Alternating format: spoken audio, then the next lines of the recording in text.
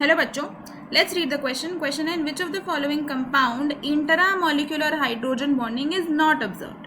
Option है ortho hydroxy benzaldehyde, ortho nitrophenol, chloral hydrate, boric acid. चार options आपको दिए हुए हैं। तो अगर इस क्वेश्चन के की कॉन्सेप्ट की हम बात करते हैं तो यहाँ पे हमारा की कॉन्सेप्ट क्या रहेगा? Hydrogen bonding. हाइड्रोजन बॉन्डिंग की ही बात करेंगे ना हम। हाइड्रोजन बॉन्डिंग कब होती है? जब हाइड्रोजन ऑक्सीजन, नाइट्रोजन, फ्लोरीन जैसी हाईली इलेक्ट्रोनेगेटिव स्पीशीज के साथ जुड़ता है। अब ये जो हाइड्रोजन बॉन्डिंग है ये दो टाइप की हो सकती है। एक तो हो सकती है इंट्रामोलिकुलर हाइड्रोजन बॉन्डिंग, एक हो सकती है इंटरमोलिकुलर हाइड्रोजन बॉन्डिंग। इंट्रामोलिकुलर क्या होती है? विद इन द मॉलिक्यूल, मतलब मॉलिक्यूल के अंदर खुद ही हाइड्रोजन बॉन्डिंग हो रही है, उसको दूसरे मॉलिक्यूल के साथ जुड़ने की जरूरत नहीं है।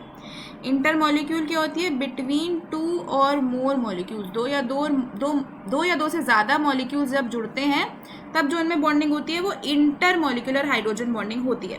तो एक एक करके देखते हैं। ऑर्थो हाइड्रोक्सी बेंजल्डिहाइड क्या हुआ आपका? मतलब यहाँ पे आपके पास है CHO और यहाँ पे आपके पास है OH। तो बेसिकली ये H और ऑक्सीजन जो है ये बाइंड होकर हाइड्रोजन बॉन्डिंग कर सकते हैं, तो इसके अंदर इंट्रामोलिकुलर होगी। बात करते हैं अब हम ऑर्थोनाइट्रोफिनॉल की। तो ऑर्थोनाइट्रोफिनॉल में आपके पास क्या होता है? नाइट्रो ग्रुप होता है, ये O- डबल बॉन्ड O, ये N+, और यहाँ पे आपके पास OH होता है और ये H इस तरीके से O से जुड़ता है। तो अगेन यहाँ पे भी मॉलिक्यूल के अंदर ही हो रहा है, तो इंट्रामोलिकुलर हो जाएगी। बात करते हैं क्लोरल हाइड्रेट की। तो क्लोरल हाइड्रेट का स्ट्रक्चर कुछ इस तरीके से होता है। यहाँ पे आपके पास Cl है, यहाँ पे भी Cl है, यहाँ पे भी Cl है, और फिर आपके पास OH होता है, ये आपका OH होता है। तो यहाँ पे तो देखो ये टाइप की बॉन्डिंग हो सकती है। ऑल्दो H और Cl में हाइड्रोजन बॉन्डिंग हमें देखने को मिलती ही है, although that is not possible, but ये भी जो इसमें जो भी बॉन्डिंग हो रही है ये विद इन द मॉलिक्यूल ही हो रही है। दो मॉलिक्यूल्स हम यहाँ पे नहीं यूज़ करें।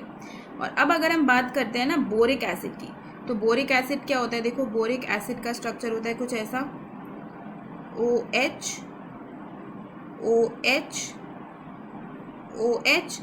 अब ये अगर दूसरे बोरिक एसिड के मॉलिक्यूल से जुड़ेगा तो ये इस तरीके से जुड़ सकता है ना। इसको अगर आप देखना चाहो तो कैसे देख सकते हो? हाँ, तो ये जो ऑक्सीजन है ये दूसरे बोरॉन के, सपोज ये ऑक्सीजन है उसका, ये हाइड्रोजन है, इस तरीके से जुड़ रहा है।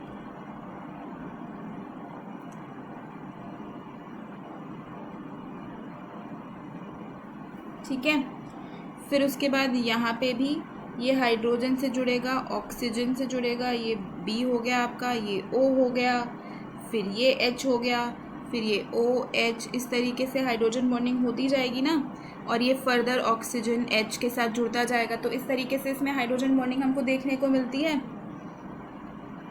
तो ये सब हमें देखने को यहाँ पे मिल सकता है। तो इस तरीके से हाइड्रोजन बॉन्डिंग होती है, और ये दो या दो से ज़्यादा मॉलिक्यूल्स के बीच में हो रही है, तो ये इंटरमॉलिकुलर हाइड्रोजन बॉन्डिंग है जो बोरिक एसिड के केस में हमें देखने को मिल रही है। ठीक है ना, ये फर्दर ये भी दूसरे हाइड्रोजन के साथ जुड़ सकता है।